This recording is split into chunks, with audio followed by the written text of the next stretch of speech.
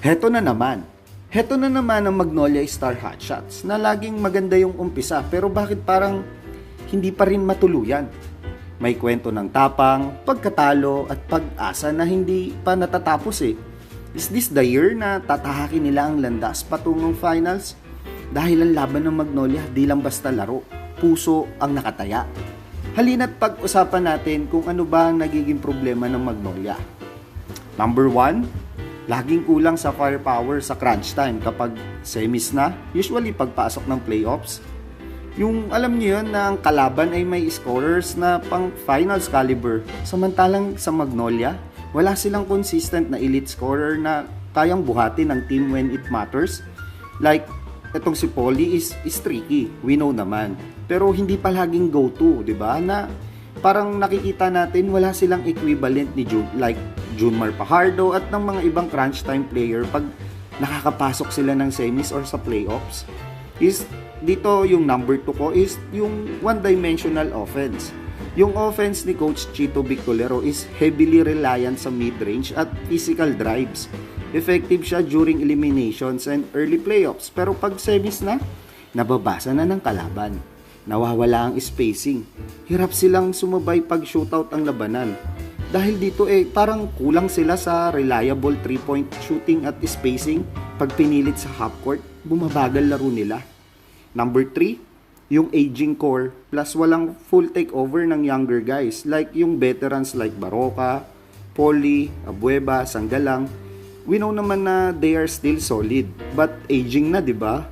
Yung younger core naman na like Ahamnisi, Peter Alparo, na sila Lastimosa, sila Escoto, na hindi pa rin natin nakikitang na hindi pa rin consistent enough para i-take over, 'di ba? Na halos walang clear na yung alam niyo yun, the meaning of passing of the torch. Kaya minsan parang stuck yung development ng team.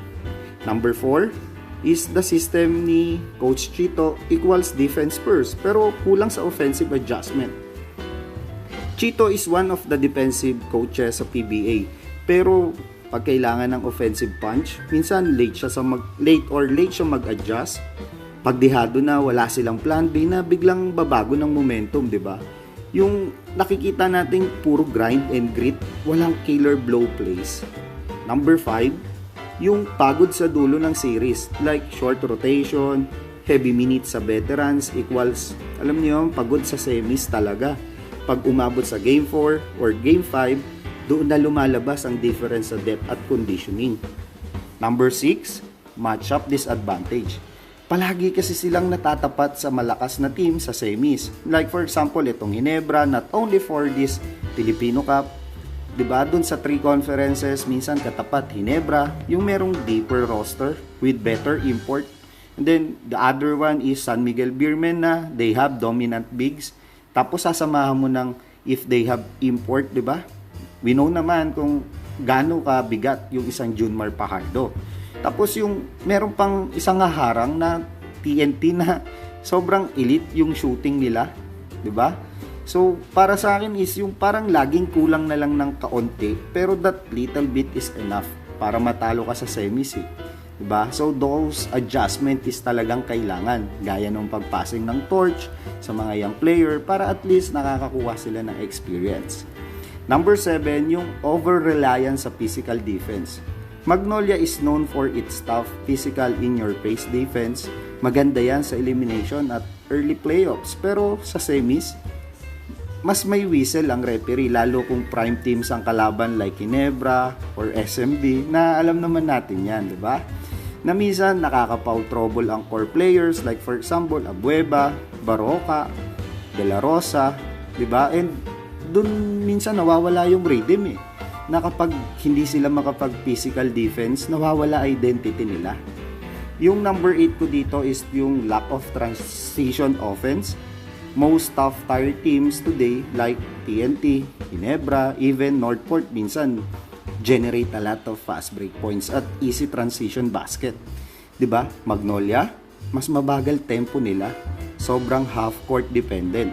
Na kapag cold ang shooting night sila sa half-court or kapag yung cold yung shooting night nila sa half court, wala silang fallback option. Yun yung mga nakikita natin, di ba? Number 9 is same core, same result. Since 2018, halos unchanged yung core. Yes, chemistry is good, but yung result din hindi nagbabago.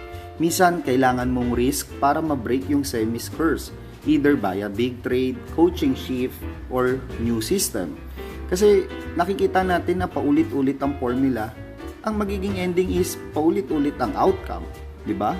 Number 10, style ni Coach Chito Victorero. Magaling si Coach Chito sa defense at motivation, pero ang sistema niya ay grind it out. Half-court heavy na minsan ay hindi nag-workout against high-octane offense. Kapag kailangang humabol o pumatay ng momentum ng kalaban, kulang sila sa explosiveness o game-changing plays. Diba? So, for here, my final thoughts. Magnolia is built to compete, but not built to dominate. Kung gusto nilang makabalik sa finals at manalo ng championship, kailangan nila to. Add an elite wing scorer, isang player na kayang gumawa ng sarili niyang tira at maging consistent na go-to guy. Yung youth development, bigyan natin ng big minutes for younger guys. Like dito sa offensive system tweaks, mas modern approach, or alam niyo yun, they must need to adopt the modern plays or modern system. Then the last one is make a bold move like trade, new import profile, coaching tweak, or something to break the cycle. Sa tingin nyo ba mga idol? Ano yung mga pwede nyo pang idagdag? Please comment down below and don't forget to like and share mga idol. This is JM from JM Hoopcast Channel. Salute and God bless.